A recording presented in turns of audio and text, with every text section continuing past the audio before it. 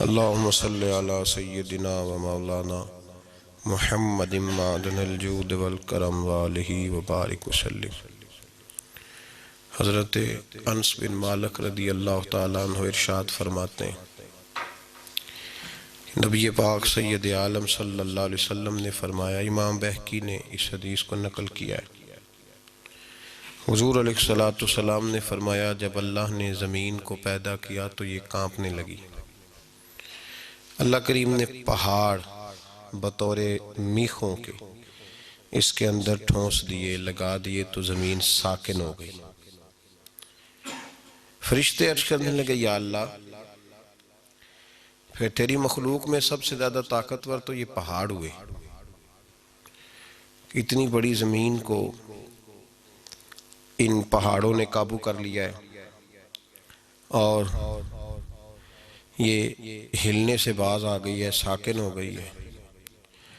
جب فرشتوں نے تعجب کیا نا کہ پھر سب سے طاقتور تو یہ پہاڑ ہوئے، تو اللہ کریم نے لوہا پیدا کر دیا، لوہے نے پہاڑوں کو بھی کاٹ ڈالا۔ فرشتے تعجب کرنے لگے، کہنے لگے، یا اللہ، پھر سب سے زیادہ طاقتور تو یہ لوہا ہوا جس نے پہاڑ بھی کاٹ دیے۔ نبی پاک سید عالم صلی اللہ علیہ وسلم فرماتے ہیں، پھر اللہ تبارک و تعالی نے آگ کو پیدا کر دیا، آگ نے لوہے کو پگھلا دیا۔ فرشتے پھر تعجب کرنے لگے کہ لگتا ہے آگ ہی سب سے زیادہ طاقتور چیز ہے، لوہے کو بھی پگھلا دیا۔ رب تبارک و تعالی نے پانی پیدا کر دیا، اس نے آگ بھی ٹھنڈی کر دی۔ فرشتے کہنے لگے، لگتا ہے سب سے طاقتور یہ پانی ہی ہے، تو اللہ کریم نے ہوائیں پیدا کر دی جو پانی کا رخ پھیرنا شروع ہو گئے۔ فرشتے اب ٹھہر گئے، پریشان ہو گئے، عرض کرنے لگے، یا اللہ، تو ہی بتا تیری مخلوق میں سب سے زیادہ طاقتور کون ہے؟ تو نبی پاک علیہ السلام نے فرمایا، رب کریم فرمانے لگے، اے میرے فرشتوں، میری مخلوق میں سب سے زیادہ طاقتور وہ شخص ہے، وہ مسلمان ہے جو سیدھے ہاتھ سے صدقہ دیتا ہے پر الٹے کو پتہ نہیں چلنے دیتا، وہ سب سے زیادہ طاقتور بننے والا۔ اگر کوئی آدمی ارادہ کرے نا کہ میں طاقتور بنوں، تو وہ اپنی نیکیاں چھپانی شروع کرے۔ وہ اگر بھلائی کے کام کرے تو ان پہ پردہ ڈالنا شروع کرے، وہ سب سے زیادہ طاقتور بن جائے گا۔ اور سب سے زیادہ کمزور کون شخص ہوگا؟ جو نیکی کرے اور اس کو ظاہر کر دے، جو کسی کے حق میں کوئی خیر کا فیصلہ کرے پھر وہ بتاتا پھرے، پھر وہ سناتا پھرے۔ طاقتور بننے کے لیے نسخہ جو نبی پاک علیہ السلام نے فرمایا، سب کی خواہش ہوتی ہے نا لوگوں کی ہم طاقتور بن جائیں، ہم ایسے لوگ بن جائیں جن کی کوئی مثال نہ ہو، جنہیں کوئی گرا نہ سکے۔ تو محبوب علیہ السلام نے فرمایا، مخلص بن جاؤ، طاقتور بن جاؤ گے، ریاکار بنو گے تو کمزور رہ جاؤ گے۔ تصنع جو ہے نا، بناوٹ، ریاکاری، جلدی سے جلدی نیکی کر کے اس کو ظاہر کرنا۔ صوفیاء یہ کہتے ہیں کہ تو نے سوچنا بھی نہیں کہ میں نے نیکی کی ہے، سوچنا بھی نہیں، نیکی کر کے تو بھول جا، ہاں گناہ کر کے یاد رکھ، اور کوشش کر کے تیرا وہ گناہ تو اتنی کثرت سے توبہ کرے کہ تیرا رب تجھے معاف فرما دے۔ نیکی کر تو اس کو چھپا، اس کو ظاہر نہ کر، اس کا اعلان نہ کر، اس پر توجہ کر۔ تو میرے عزیز یہ یاد رکھیں، اگر طاقتور بننا ہے تو اس کے لیے نیکیاں چھپانی ہو۔ ہمارے ہاں یہ ہوتا ہے کہ ہماری نیکیاں پہلے تو ہم سے ہوتا کچھ نہیں، باتوں میں رہ جاتے ہیں، بنتا کچھ بھی نہیں۔ یہ جس کو ہم نیکی کہتے ہیں نا، میں مسجد گیا تھا تو میں نے 5 نمازیں پوری پڑھی، تو بھائی یہ آپ پر فرض تھی، یہ کام آپ نے کرنا تھا، یہ آپ کی ذمہ داری تھی۔ جس رب کی صبح سے لے کر شام تک نعمتیں کھاتے ہو، اس کی بارگاہ میں جھکنا بھی تمہاری ڈیوٹی ہے، تو یہ تو ذمہ داری تھی۔ تو اس کو نیکی سمجھ کے بیان کرنا، جی بڑا پرہیزگار آدمی ہے، بڑا خیر والا آدمی ہے، جی بڑی بات، میں نے کبھی نماز نہیں چھوڑی، تو یہ تو تیری ذمہ داری ہے، یہ تو نے کرنی تھی۔ امام غزالی رحمت اللہ تعالیٰ نے لکھا ہے کہ ایک دفعہ اللہ تبارک و تعالیٰ نے حضرت موسیٰ کلیم اللہ علیہ السلام سے پوچھا تھا، موسیٰ میرے لیے بھی کبھی کوئی کام کیا؟ تو عرض کی، اللہ میں نے نمازیں پڑھی، تو فرمایا وہ تو میں نے فرض کی تھی، وہ تو پڑھنی تھی۔ یا اللہ میں نے دین کی نوکری کی، تبلیغ کی، تو رب کریم نے فرمایا تمہیں نبی جو بنایا تھا تو تمہاری ذمہ داری تھی، تو یا اللہ پھر تو ہی بتا تیرے لیے کیا ہے۔ تو فرمایا تجھے چاہیے تھا کہ کسی ایسے بندے سے محبت کرتا جس کے لیے تو صرف میری رضا کے لیے پیار کرتا، اور کچھ لوگوں سے تو اظہار بیزاری کرتا کہ یہ اللہ رسول کے نافرمان ہے، دشمن ہے دین۔ پہلی بات تو یہ کہ نیکی کرنے ہم سے بن نہیں پڑتی، اور اگر کبھی ہو جاتی ہے تو ضائع ہو جاتی ہے۔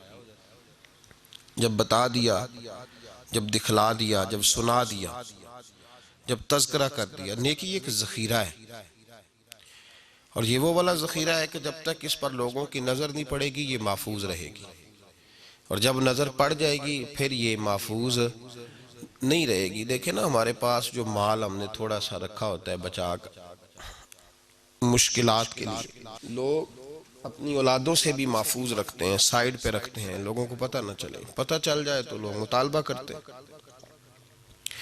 دنیا کا مال لوگ تھوڑا سا سائیڈ پہ رکھتے ہیں کہ نظر پڑ گئی تو ضائع ہو جائے، تو دین کا مال کیوں ظاہر کرتے ہو، کیوں لوگوں کو بتلاتے ہو؟ پہلی بات تو یہ کہ نیکی کریں، نیکی کو کبھی چھوٹا نہ سمجھے۔ فَمَن يَعْمَلْ مِثْقَالَ ذَرَّةٍ خَيْرًا يَرَهُ، اللہ فرماتے ہیں تو ذرے کے برابر بھی اگر نیکی کرے گا تو قیامت میں وہ نیکی تیرا رب تجھے دکھائے گا۔ اس چھوٹی سی بھی نیکی کو حقیر نہ سمجھے۔ جی ہاں، جہاں دیکھیں نا حضور نے فرمایا کچھ نہیں کر سکتا تو کسی سے مسکرا کے بات ہی کر، اللہ تجھے صدقے کا ثواب عطا فرمائے گا۔ پہلی بات تو یہ کہ نیکی کو حقیر نہ سمجھے۔ بہت ساری نیکیاں، بھئی ایک بندہ بیمار ہو گیا اس کی تیمارداری کرنی ہے، لوگ بڑا چھوٹا سا کام سمجھتے ہیں نا، بڑا چھوٹا سا کام ہے نا۔ ایسے گزر رہے تھے، گجرا والا جانا تھا تو رستے میں کوئی ایک دو مریض تھے تو تیمارداری کر لی، خبرگیری کر لی، بڑا چھوٹا سا کام ہے نا۔ لیکن میرے نبی پاک علیہ السلام نے ارشاد فرمایا یہ اتنی بڑی نیکی ہے، جب تو کسی بیمار کی تیمارداری کرنے جائے تو یوں سمجھ لے کہ اللہ کی رحمت کا دریا بہہ رہا تھا تو اس میں غوطہ لگا کے آیا۔ اتنی بڑی نیکی ہم نے تو بڑا معمولی سی بات سمجھی ہوئی تھی، یعنی غوطہ ہی لگ گیا، یعنی کانوں کے اوپر تک، بالوں کے اوپر تک اور پیروں کے نیچے تک رحمت ہی رحمت حاصل ہو گئی۔ تو پہلی بات تو یہ کہ نیکیاں ہاتھ سے جانے نہ دیں۔ جس حد تک صحابہ لالچی تھے، اولیاء اللہ لالچی تھے، کس بات کے؟ نیکیوں کے، نیکیوں کے لالچی تھے، کوئی نیکی جانے نہیں دیتے تھے، کہتے تھے کوئی خیر کا کام میرے ہاتھ سے رہ نہ جائے۔ نبی پاک علیہ السلام نے ارشاد فرمایا جب تو جنازہ پڑھنے جاتا ہے تو اگر تو جنازہ پڑھ کے آ جائے تو تجھے 1 قرات اجر ملے گا، اور اگر تو دفن میں بھی شریک ہو تو اللہ 2 قرات اجر عطا کرے گا۔ تو صحابہ نے کہا حضور یہ قرات کیا ہے؟ تو کلومیٹروں پہ پھیلا ہوا ہے احد پہاڑ۔ نبی پاک علیہ السلام نے فرمایا جتنا یہ احد پہاڑ لمبا ہے اتنا 1 قرات ہوتا ہے۔ اتنی بڑی گٹھڑی اللہ نیکیوں کی دے گا۔ اب اردو میں گٹھڑی ہے، پنجابی سوکھے رانگے، ایڈی پانڈ دے گا اللہ نیکیوں۔ ہم نے اب جنازہ، بھئی کیوں نہیں پڑھا جنازہ؟ کیا مصروفیت؟ نیکی کو چھوٹا سمجھ لیا۔ نیکی کو کبھی حقیر نہ سمجھے، نہ کبھی گناہ کو چھوٹا سمجھے۔ اعلیٰ حضرت فاضل بریلوی رحمت اللہ تعالیٰ علیہ سے کسی نے کہا حضور صغیرہ اور کبیرہ گناہ کیا ہوتا ہے؟ فرمانے لگے گناہ تو گناہ ہی ہوتا ہے۔ چلیں شریعت نے اس کے 2 درجے بیان کر دیے، لیکن فرمایا یہ نہ سمجھو کہ گناہ ہو رہا ہے، یہ سمجھو نافرمانی کس کی ہو رہی ہے۔ جس کی نافرمانی ہو رہی ہے وہ بہت بڑا ہے۔ اور آپ نے لکھا ہے کہ جو منافق ہوتا ہے وہ گناہ کو ہلکا جانتا ہے۔ کہتے ہیں کیا ہو گیا؟ کیا بات ہو گئی؟ ذرا میں نے کسی بندے کا دل ہی توڑا ہے نا، ذرا ترش بات ہی کی ہے نا، ذرا تھوڑی سی بھبتی کسی ہے نا۔ اور اگر مومن ناراض ہو گیا، نہ نیکی کو چھوٹا جانو اور نہ گناہ کو۔ اگر مومن ناراض ہو گیا، پھبتی تو کسی تھی، ذرا تھوڑا سا طنز ہی کیا تھا۔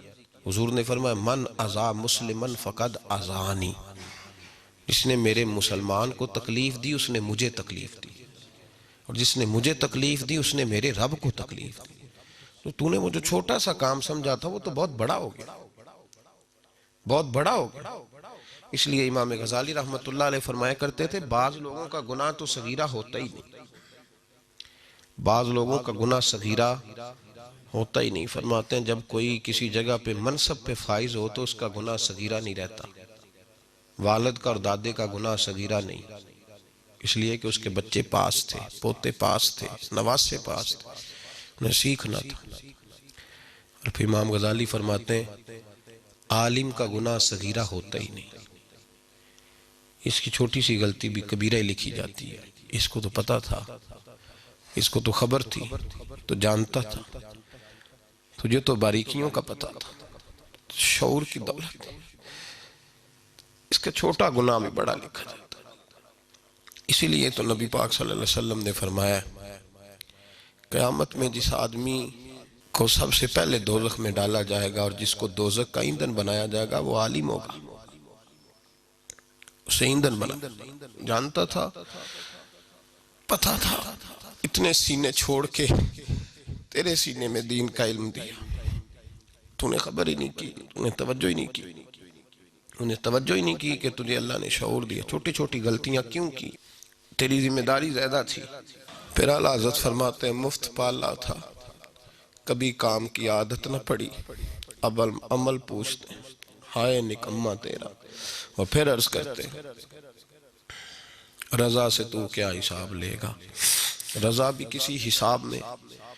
پہلی بات یہ ہے کہ نیکی کو حقیر نہیں سمجھیں، نیکی کو نیکی سمجھیں، چھوٹی نہ جانیں۔ اسلام نے نیکی کو اتنی وسعت دے دی کہ فرمایا تو کسی بوڑھے کو اگر سڑک بھی پار کرا دے گا تو اللہ تجھے پھر بھی صدقے کا ثواب عطا فرمائے گا۔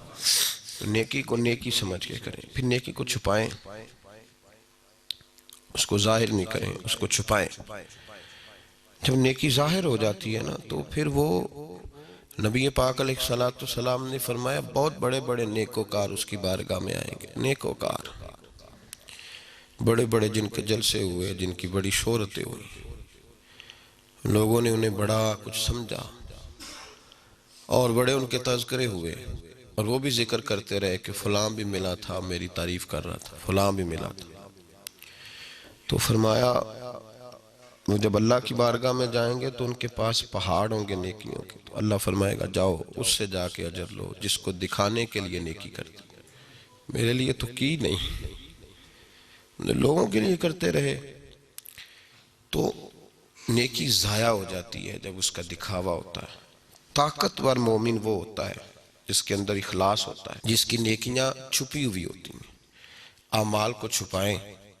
ہمارے بزرگوں کا یہ طریقہ رہا کہ وہ خیر کا کام کرتے تھے تو کوشش کرتے تھے۔ کسی کو حضرت عبداللہ بن مبارک رحمۃ اللہ علیہ بڑی عجیب بات کرتے تھے، فرماتے میرا دل کرتا ہے، بڑی عجیب بات ہے، اللہ اکبر، فرماتے میرا دل کرتا ہے کہ میری نیکیاں کرامن کاتبین کو بھی پتہ نہ چلے، میرا دل کرتا ہے میں رہوں اور میرا رب رہے، تیسرا نہ کو بیچ میں آئے، کرامن کاتبین کو بھی پتہ نہ چلے، میں جب اس کی بارگاہ ناز میں پہنچوں تو میرا اور میرے مالک کا راز ہو، تیسرا شریک کوئی نہ ہو، بس میرا دل چاہتا ہے۔ دیکھیے نا امام زین العابدین رضی اللہ تعالیٰ عنہ پشت پر موٹے موٹے داغ تھے، جب آپ کو غسل دینے کے لیے تختے پہ لٹایا گیا نا، موٹے موٹے داغ، بہت مزدوری کرنے والے آدمی کو داغ پڑتے ہیں، ایک دو تین دفعہ کام کرنے والے کو داغ نہیں پڑتے۔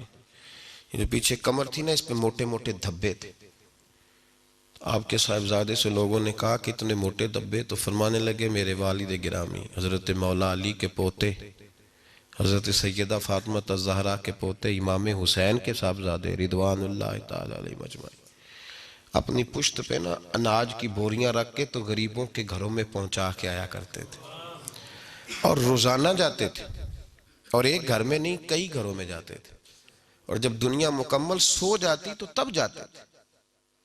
تب فوری طور پہ لوگوں کو شکوہ ہوا کہ آپ جوان آدمی تھے، آپ خود کیوں نہیں گئے، بوڑھے باپ کو بھیجا؟ تو امام زین العابدین کے صاحبزادے فرمانے لگے میں عرض کرتا تھا ابا جی مجھے دے دیں، میں چھوڑ آتا ہوں، تو فرماتے تھے جب تجھے دوں گا تو پھر اس غریب کا نام بھی تجھے بتانا پڑے گا، تو میں چاہتا ہوں کہ میرا اور اس بندے کا راز رہے، اگر اس کو بغیر بتائے بھی کام چلے تو پھر بھی ٹھیک ہے۔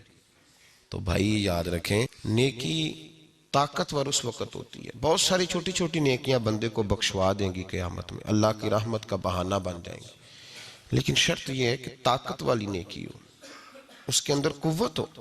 یہ جو ہمارا سٹائل ہے نا، اگر امانت داری کی تو وہ بتا دی، آج ایک بندہ آیا تھا، اس نے مجھے بڑی آفر کی، پر میں نے کہا نام ہے دیانتدار۔ کس کے لیے دیانتداری کی؟ بندوں کے لیے؟ وہ اللہ کے لیے کی تو اس کو ذکر کرنے کی کیا ضرورت تھی؟ اس کے تذکرے کا کیا مطلب تھا؟ جب آپ نے کوئی خیر کا کام کیا تو جس کے لیے کیا وہ تو جانتا ہے، اس کا تذکرہ نہیں کریں۔ یہ جو شہرتیں ہوتی ہیں، یہ جو تذکرے ہوتے ہیں، یہ کئی دفعہ کچھ لوگوں کے بہت زیادہ ہوتے ہیں، پھر وہ مٹتے ہیں۔ کچھ ایسی کوتاہیاں اللہ جب ناراض ہوتا ہے تو ان سے سرزد ہوتی ہیں کہ یہ لوگ زوال کا شکار ہوتے ہیں۔ اس وقت سے ڈریں، بچیں اور اپنے آپ کو طاقتور کریں۔ نبی کریم سید عالم نور مجسم شفیع معظم صلی اللہ تعالی علیہ وسلم سے قبل 1,24,000 کم و بیش انبیاء آئے۔ آپ کو چند لوگوں کے نام کتابوں میں ملیں گے۔ کدھر گئے باقی؟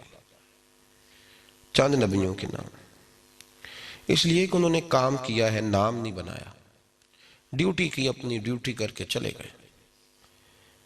تختیوں کا شوق اور اپنا آپ کو بڑا چاہنے کا شوق یہ تباہی پیدا کرتا ہے، یہ باطن میں فساد برپا کرتا ہے، دل کی دنیا کو اجاڑتا ہے۔ ڈیوٹی کری، چلے گئے۔ 1,44,000 صحابہ نے نبی پاک کے ساتھ حج کیا تھا۔ 10,000 کی قبریں ہیں مدینے میں، نام شاید 2-3 درجن کے لوگوں کو آتے ہیں۔ کدھر گئے وہ لوگ؟ ڈیوٹی کی، چلے گئے، ختم معاملہ۔ اسلام کی سب سے پہلی شہیدہ حضرت سمیہ، کتنے لوگوں کو نام آتا ہے ان کا؟ حضرت سمیہ حضرت عمار بن یاسر کی والدہ تھی، ابو جہل کے سامنے کھڑی ہوئی، اسلام کی بات ہو رہی تھی۔ اسلام میں اس وقت غربت تھی، پردیسی تھی، تھوڑے لوگ تھے، تو ابو جہل کے سامنے کھڑی ہوئی، کہنے لگا بول، تو سنا ہے ان کے پیچھے چلی گئی ہے جن کے پیچھے کوئی نہیں چلتا؟ تو حضرت عمار بن یاسر کی والدہ کہنے لگی تو کیا بات کرتا ہے، ایک زمانہ آئے گا فضائیں بھی ادھر ہی چلیں گی جدھر میرے نبی کا رخ ہوگا، ایک دور آنے والا ہے۔ اس نے کہا تو میرے سامنے بولتی ہے؟ تو فرمانے لگی میں مصطفیٰ کریم کی کنیزہ ہوں، میں ہر جگہ نبی پاک کے پیغام کے لیے بولوں گی۔ ان کی نازک جگہ پر نیزہ مارا ابو جہل نے، وہ شہید ہو گئی۔ میرے نبی پاک سید عالم صلی اللہ علیہ وسلم کے دین کا قانون بتاتا ہے کہ جو نیکی میں پہل کرے قیامت تک اسے اجر ملے گا۔ قیامت تک جتنے لوگ شہید ہوں گے ان سب کا اجر بھی اللہ حضرت عمار بن یاسر کی والدہ کو عطا فرمائے گا۔ وہ پہلی شہیدہ ہیں اسلام۔ کتنے لوگ ان کی سالانہ برسی مناتے ہیں؟ کہاں سیمینار ہوتا ہے ان کے نام کا؟ کہاں ان کے تذکرے ہوتے ہیں؟ کہاں؟ کچھ بھی نہیں، کام کر گئے۔ حضرت عمار بن یاسر رضی اللہ تعالیٰ عنہ بڑی نوکری کی۔ یہ وہ خاندان تھا جس خاندان کو آگ میں ڈالا گیا تھا، غریب لوگ تھے تو انہیں آگ میں ڈالا گیا، دہکتی ہوئی آگ میں۔ نبی پاک صلی اللہ علیہ وسلم تشریف لائے، حضرت عمار کا خاندان دعائی دے رہا تھا، اے اللہ ہماری مدد فرما۔ اچانک جل رہے تھے تو حضور تشریف لے آئے، تو نبی پاک علیہ السلام نے کہا اے اللہ جس طرح تو نے ابراہیم پر آگ ٹھنڈی کی تھی، یاسر کے خاندان پہ بھی ٹھنڈی کر دے، حضرت عمار کے ٹھنڈی کر دے۔ تو آگ اسی طرح ٹھنڈی ہو گئی جس طرح حضرت ابراہیم پر ٹھنڈی ہوئی تھی۔ حضرت عمار بن یاسر حضور علیہ السلام کے والد نے، والدہ نے، خود حضرت عمار کو حضور نے فرمایا تو شہید ہوگا، باغی گروہ تجھے مارے گا۔ اتنے بڑے لوگ، کدھر ہے ان کا نام؟ اتنی بڑی ڈیوٹی، کدھر گئے تذکرے ان لوگوں کے؟ حضرت ام ایمن رضی اللہ تعالیٰ عنہ اتنی بڑی ڈیوٹی کی مصطفیٰ کریم کی۔ نبی پاک صلی اللہ علیہ وسلم کو مقام ابوا سے جب آپ کی والدہ انتقال کر گئیں تو حضرت ام ایمن لے کے آئی تھی۔ کہاں ان لوگوں کے انہوں نے تذکرے، انہوں نے پسند ہی نہیں کیا کہ ہمارے ذکر ہوں، انہوں نے یہ شوق ہی نہیں پیدا کیا۔ اب تو پیر فوت ہونے سے پہلے اپنا دربار بنا لیتا ہے، کہتا پتہ نہیں بچے بعد میں بنائیں گے کہ نہیں بنائیں گے۔ وہ فوت ہونے سے پہلے تیاری کرا لیتا ہے، سنگ مرمر لگوا لیتا ہے۔ او بابے ڈر اللہ تعالیٰ سے، اوپر سے جتنی مرضی سنگ مرمر لگی ہو، قبر تو اس وقت مزار بنے گی جب اندر جنت کا باغ ہوگا، جب اندر جنت کا باغ ہوگا۔ والا حضرت فاضل بریلوی رحمت اللہ علیہ ایک جگہ پہ فرماتے ہیں چٹائی رکھنے سے کیا فائدہ؟ چٹائی رکھو جی نیچے، کیا فائدہ؟ اگر اللہ پاک جنت عطا فرمائے تو پھر نیچے چٹائی کیا کرے گی؟ پھر تو اس سے بہتر لباس مل گیا اس آدمی کو۔ اور اگر اندر ہی گھڑا ہے معاذ اللہ تو چٹائی کیا روک لے گی آگ کو؟ حضرت ابو بکر صدیق رضی اللہ تعالیٰ عنہ کے انتقال کا وقت آیا تو آپ حضرت عائشہ صدیقہ سے کہنے لگے بیٹا مجھے نیا کپڑا خرید کے کفن نہ دینا، کوئی نہیں ضرورت۔ کہا ابا جی آپ صاحب حیثیت ہیں، اگر آپ کے مال میں سے ہم دے دیں گے تو حرج کیا ہے؟ تو جناب صدیق اکبر رو پڑے، فرمانے لگے بیٹی نہیں، زندوں کو نئے کپڑوں کی زیادہ ضرورت ہوتی ہے، کوئی پرانا کپڑا اٹھانا سفید رنگ اور دھو کے ابو بکر کو اس میں دفن کر دینا۔ فرمانے لگے اگر میں نیک ہوا تو پھر اللہ کریم مجھے جنت کا لباس پہنا دے گا، اور بیٹے اگر میں برا ہوا تو اس پرانے نے بھی تو پھٹ ہی جانا ہے نا، تو فائدہ کیا نیا لے جانے کا؟ تو بھائی تو یہ پیدا کر کہ نیکی ایسی ہو جو تیرے لیے کام آ سکے، ایسی لولی لنگڑی نیکی نہ کر جس کی اپنی ٹانگیں نہ ہو، وہ چل ہی نہ سکے تو تجھے کیسے آگے لے کر کے جائے گی۔ ایسی نیکیاں کریں جو طاقتور ہوں، ایسی نیکیاں کریں جو ہمت والی ہوں، ایسی نیکیاں کریں جن کے اندر توانائی ہو، قوت ہو۔ ایسی نیکی نہیں کریں کہ جو نیکی جو ہے وہ بالکل اثر ہی نہ رکھتی ہو۔ اس لیے میں دیکھ رہا ہوں بہت سارے لوگ کچھ خیر کا کام کرتے ہیں لیکن وہ بتانا بڑا ضروری سمجھتے ہیں۔ کیا ضرورت تھی ذکر کرنے کی؟ حاجت کیا تھی؟ اس کے ساتھ میں بڑی نیکیاں کرتا رہا، آج یہ میری طرف توجہ ہی نہیں کرتا، تو بھائی ختم ہو گئی تیری نیکی، تو نے کہہ دیا تو ختم ہو گیا مسئلہ۔ تو کیوں ایسے کرتا ہے؟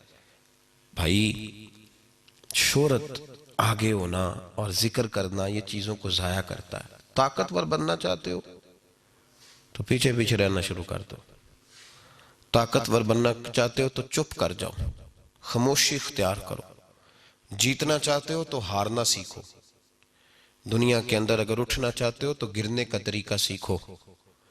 یاد رکھو جن لوگوں کے پیر پھسلتے ہیں انہیں سمجھ آتی ہے کہ میں نے سنبھلنا کس طرح سے، اور جو لوگ ہارتے ہیں انہیں جیت کی لذت نصیب ہوتی ہے۔